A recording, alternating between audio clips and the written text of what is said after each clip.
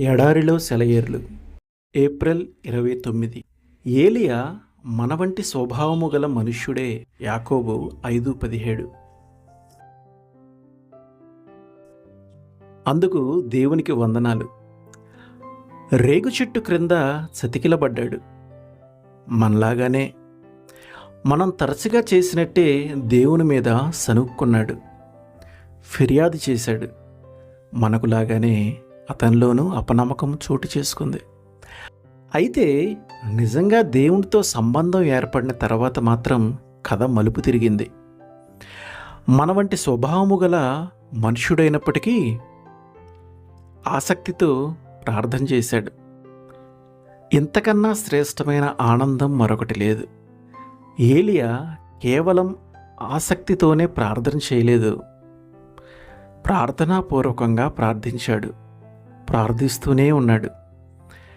ఇక్కడ మనం నేర్చుకునే పాఠం ఏమిటి? మనం వదలకుండా ప్రార్థించాలి.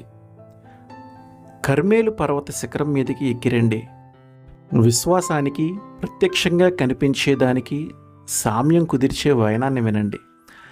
ఆకాశం నుండి అగ్ని దిగిరావటం కాదు ఇప్పుడు కావాల్సింది. ఇప్పుడు ఆకాశం నుండి జలధారలు కురియాలి. అగ్నిని అవరోహణం కమ్మని ఆజ్ఞాపించిన మనిషి ఇప్పుడు అదే పద్ధతిలో అదే సాధనాన్ని ఉపయోగించి వర్షాన్ని రప్పించాలి. ఏలియా నేల మీద పడి ముఖము మోకాళ్ళ మధ్య ఉంచుకొనేను అని రాయబడి ఉంది. అంటే అన్ని ధ్వనులను, ఏకాగ్రతకి భంగం కలిగించే శబ్దాలను దూరంగా ఉంచాడన్నమాట. ఇలాంటి భంగిమలో దుప్పటి ముసుగేసుకొని బయట ఏం జరుగుతుందో కనిపించకుండా ప్రార్థించాడన్నమాట. సేవకుడిని పిలిచి నువ్వు పైకి ఎక్కి సముద్రం వైపుకి చూడమన్నాడు. అతడు వెళ్ళి చూసి తిరిగి వచ్చాడు. ఏం లేదు అన్నాడు. ఈ పరిస్థితిలో మనం ఏం చేస్తాము? నేను ముందే అనుకున్నాలే అంటానేమో, ప్రార్థించటం చాలిస్తామేమో. ఏలియా అలా చేశాడా? లేదు. మళ్ళీ వెళ్ళు అన్నాడు. సేవకుడు తిరిగి వచ్చి ఏం లేదు. మళ్ళీ వెళ్ళు, ఏం లేదు. కొంతసేపటికి అతడు తిరిగి వచ్చినప్పుడు మనిషి చెయ్యంత మేఘం కనిపించింది అన్నాడు. ఏలియా చెయ్యి అర్దింపుగా పరలోకం వైపుకు చాపబడింది. జవాబుగా వర్షం క్రిందికి దిగింది.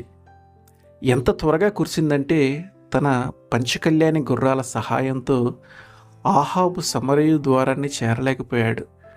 ఇదే విశ్వాసానికి, ప్రత్యక్షానికి సామ్యం చెప్పే ఉపమానం. ఇలా ప్రార్థించడం మీకు తెలుసా? పనుల్ని సాధించే ప్రార్థన నీకు తెలుసా? కనిపిస్తున్న పరిస్థితులు ఎంత నిరాశాజనకంగానైనా ఉండొచ్చు, కానీ వాటిని లెక్క చేయవద్దు. మన పరమతండ్రి పరలోకంలో ఉన్నాడు. ఆలస్యం చేయటం కూడా ఆయన మంచితనంలో ఒక భాగమే, మనకి లాభమే. 3 పిల్లలు విశ్వాసానికి నిర్వచనాలు చెప్పారు.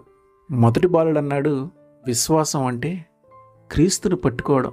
రెండో పిల్లవాడు పట్టుకుని ఉండటం అన్నాడు. మూడో పిల్లవాడు ఎప్పటికీ వదలకపోవటం అన్నాడు. తుమ్మ జిగురులా అంటిపెట్టుకుని వదలని విశ్వాసం ఇది. ఆమెన్.